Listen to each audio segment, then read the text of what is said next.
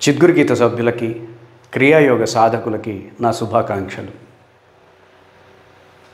ఈరోజు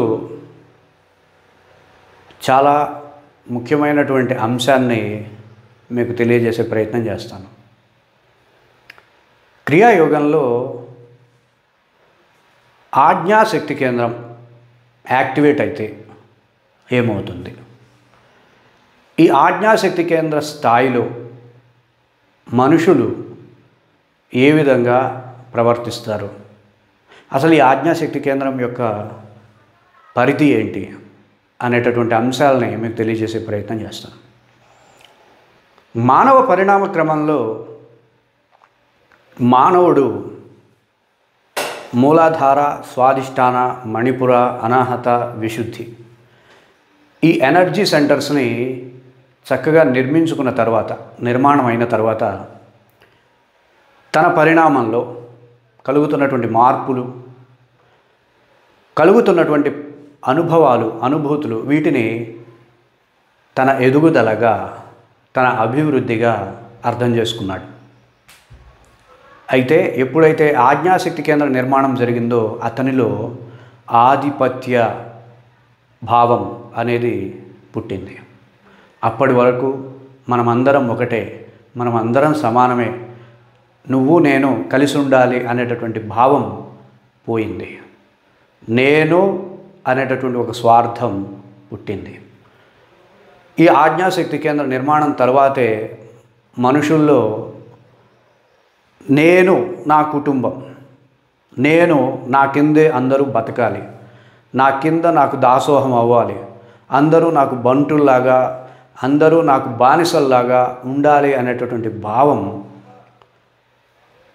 పొడసూపి వ్యక్తి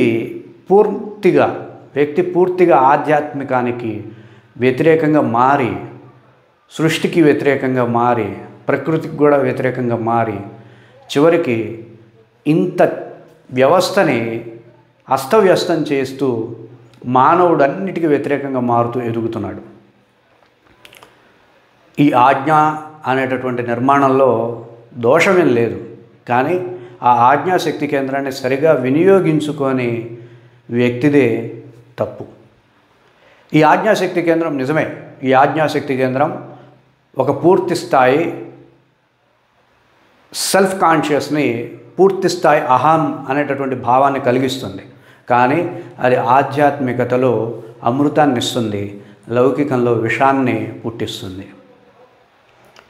ఈ ఆజ్ఞాశక్తి కేంద్రం సహజ సిద్ధంగా కొందరిలో యాక్టివేట్ అయి ఉంటుంది. వాళ్ళ వంశక్రమంలో కావచ్చు, వారి యొక్క పరిశ్రమల వల్ల కావచ్చు, వారి యొక్క సాధన వల్ల కావచ్చు, ఆజ్ఞాశక్తి కేంద్రం అనేది నిర్మాణం జరుగుతుంది.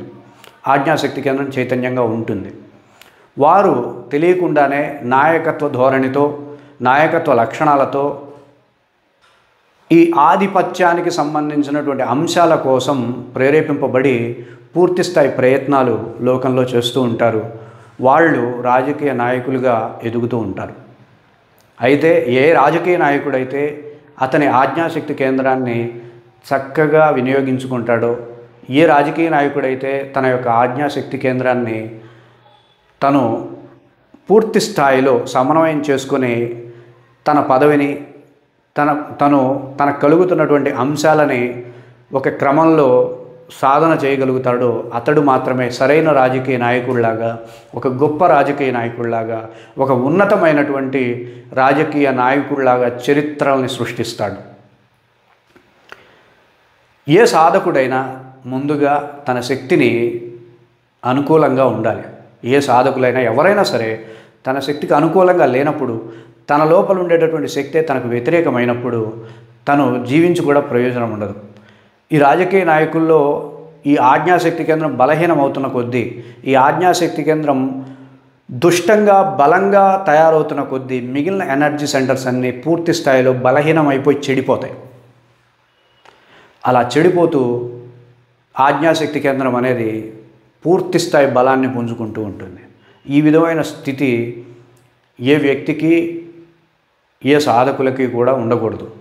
ఆజ్ఞాశక్తి కేంద్రం ఏ ఆజ్ఞాశక్తి కేంద్రం అయితే ఆధ్యాత్మిక ఎదుగుదలకి అనుకూలంగా ఉంటుందో ఆ శక్తి కేంద్రం మాత్రమే తనకు మిగిలిన ఎనర్జీ సెంటర్స్ని బలహీనం చేయకుండా బలంగా చేస్తూ ఉంటుంది.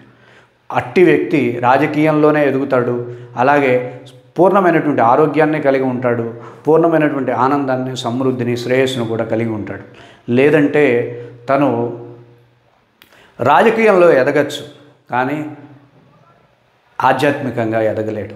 మనిషి ఎదగాల్సింది ఆధ్యాత్మికంలోనే.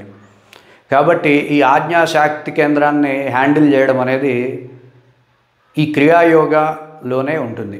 క్రియాయోగ సాధకులకు మాత్రమే ఈ ఆజ్ఞాశక్తి కేంద్రాన్ని ఎట్లా అప్లై చేయాలి, ఎలా వినియోగించాలి, ఎంతవరకు వినియోగించాలి, ఏ స్థాయిలో వినియోగించాలి అనేటటువంటి కంట్రోల్స్ ఈ క్రియాయోగ సాధకులకు మాత్రమే ఉంటుంది.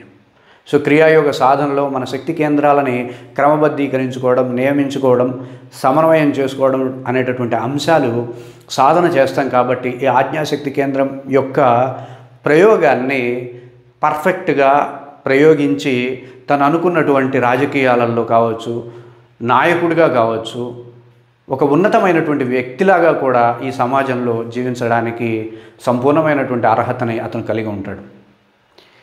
నాయకుడే, యోగి కూడా నాయకుడు అవ్వచ్చు, యోగులు కూడా నాయకులు అవ్వచ్చు. ఏ యోగుల్లో నాయకత్వ లక్షణాలు ఉండవా? యోగుల్లో ఆజ్ఞాశక్తి కేంద్రాలు ఉండవా? ఎవరైనా సరే నాయకుడు అవ్వచ్చు. ఎవరిలో అయితే ఆజ్ఞాశక్తి కేంద్రం బలంగా ఉంటుందో వాడు నాయకుడు అవుతాడు. నాయకత్వ లక్షణాలు సహజంగా ఉంటాయి. కాబట్టి వీళ్ళే నాయకులు అవ్వాలి, వీళ్ళు నాయకులు అవ్వకూడదు అనేటటువంటి సిద్ధాంతం ఎక్కడా లేదు.